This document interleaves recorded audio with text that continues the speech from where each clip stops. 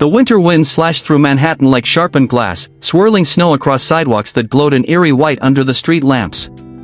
The city was wide awake, yet strangely quiet, muffled by layers of ice. On a deserted bus stop near 56th and Madison, a lone man stood hunched beneath a flickering light. Henry Miles wrapped his arms tightly around himself, the seams of his faded olive jacket stretched thin from years of use.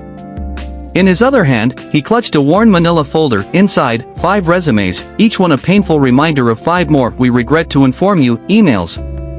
He watched his breath cloud into the freezing air, his chest tightening with exhaustion. 46 years old. Once a respected structural engineer. Now a widower, a father fighting to stay hopeful, and for tonight, homeless again. He tried not to think about his son, Noah. Or the truck where he slept. Or the job he hoped would come someday but never did. The red pharmacy sign across the street flickered, 8:41 p.m. The bus was late. Snow began to soak through Henry's worn boots, numbing his toes. He exhaled deeply, focusing on the distant city lights. And then, heels clicked sharply on the icy pavement. A woman approached through the storm. She looked around 30, maybe younger, wearing a tailored blouse and skirt far too thin for the weather. Her blonde hair was damp from the snow, sticking to her cheeks. Her arms wrapped tightly around her trembling body as she stood beneath the same awning, shivering violently.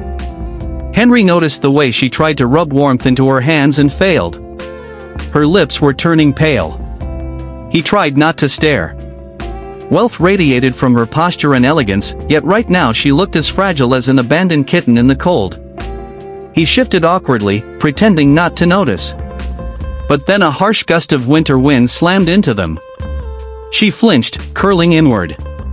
And Henry moved before he could stop himself.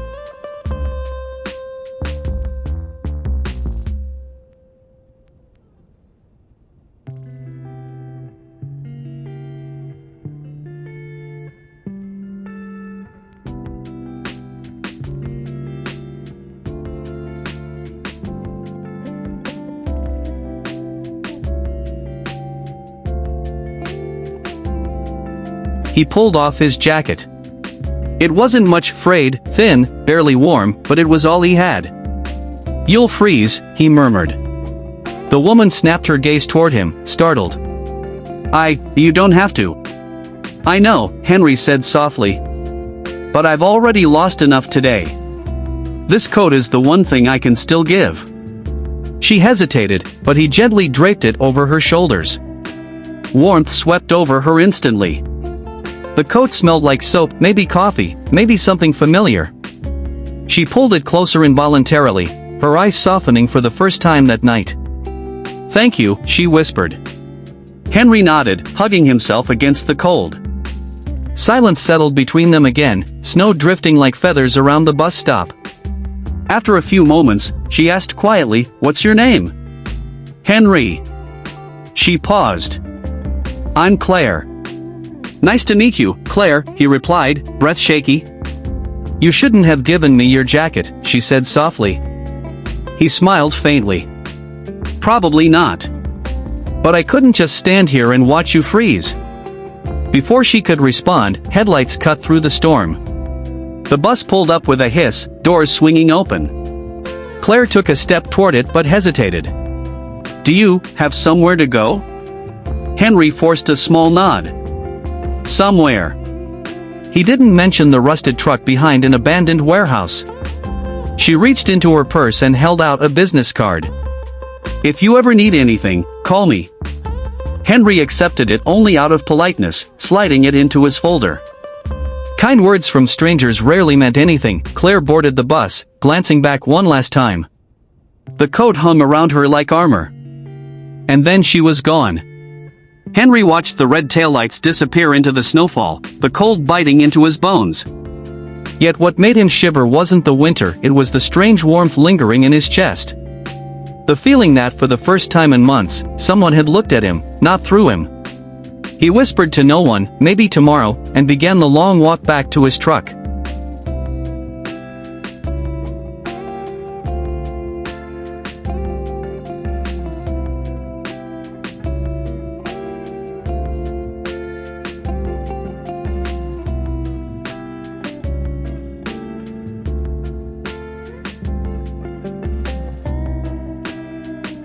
When he finally reached the warehouse lot, the familiar shape of his old Chevy appeared through the snow, waiting like an exhausted friend.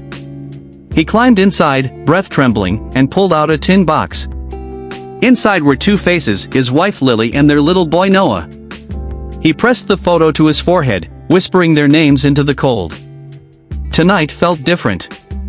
He didn't know why. But something had shifted, quietly, powerfully. As Henry drifted to sleep, he didn't know that miles away, Claire Langston, CEO of one of New York's biggest companies, had just discovered the single item inside his jacket pocket that would change both their lives forever.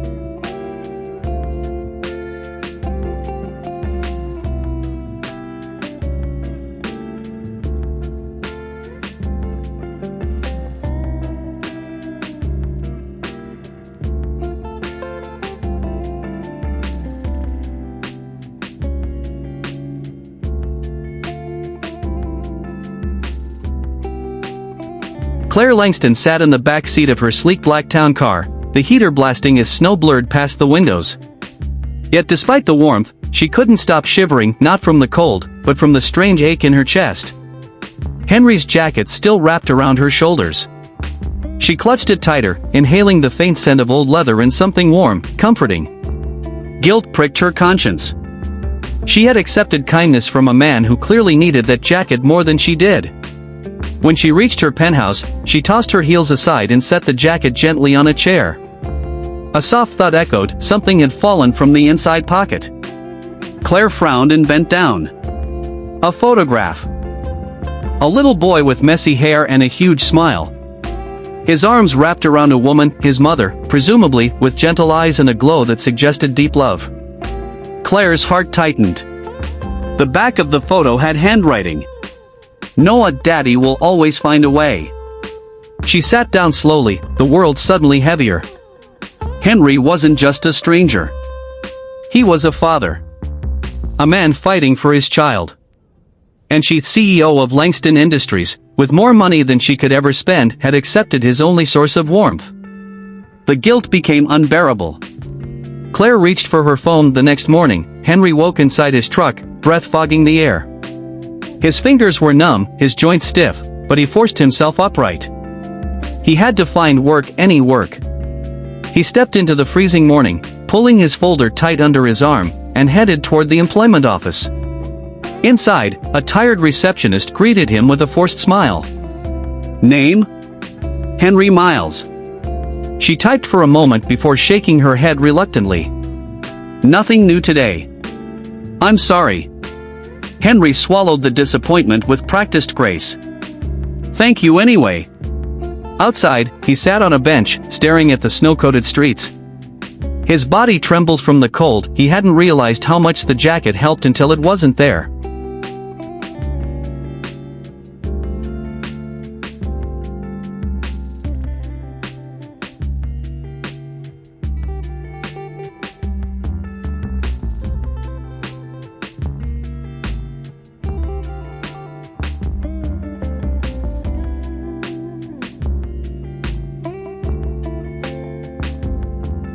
but he refused to regret giving it away. His father had once told him, "A man's worth isn't measured by what he owns, but by what he gives." Henry still believed that. Just as he stood to leave, a sleek black car pulled up to the curb. The back door opened, and Claire stepped out, bundled in a thick coat, Henry's jacket folded neatly in her hands. "Henry!" He blinked. "Claire? What are you doing here?" She approached slowly, guilt swimming in her eyes. I felt horrible last night. You gave me your jacket without hesitation, and I didn't even ask if you were okay." "I'm fine," Henry lied. She handed him the jacket. "This belongs to you." Henry hesitated before taking it. Their fingers brushed, sending a strange warmth through both of them. Claire bit her lip. "Henry, can we talk? Just a few minutes?" He nodded. They walked to a small cafe, Claire insisting on buying him a hot coffee. Inside, he warmed his numb fingers around the cup while she studied him with growing concern. "I found the photo in your jacket," she admitted softly. "It fell out." Henry stiffened. "Ah, yeah. That's my son. And my wife." Claire hesitated. "Your wife? She passed away 3 years ago." Her chest tightened. "Henry, I'm so sorry." He forced a faint smile. "She was my whole world. Noah too. But life, it has a way of knocking everything out from under you." Claire leaned forward. "Where is Noah now?" "With his grandparents in New Jersey. I send whatever money I can, but it's never enough." The tremble in his voice cracked something inside her. "You need help, Henry," Claire said quietly. "Real help." He shook his head. "I'm not asking for charity." "This isn't charity," she insisted. "Let me do something. You gave me warmth when you had nothing. Please, let me do the same for you." Henry opened his mouth to refuse, but stopped. Claire's eyes weren't pitying. They were sincere. She meant it. Before he could respond, her phone buzzed. She glanced at the screen and paled. Her assistant's voice yelled through the speaker. "Claire! The board is furious. Your shareholders' meeting starts in 10 minutes, where are you?" Claire closed her eyes, exhaling sharply. "I'll be right there." She stood, grabbed her bag, then turned to Henry. "I want to see you again," she said. "Please, don't disappear." Henry nodded slowly. "Okay." She offered a small smile, one that warmed him more than the coffee, then rushed outside to her car. Henry watched her leave, wondering why someone like her wanted anything to do with someone like him, but as Claire's car sped away, neither of them knew that her boardroom crisis and a secret within her company would drag Henry into a storm far bigger than either had imagined.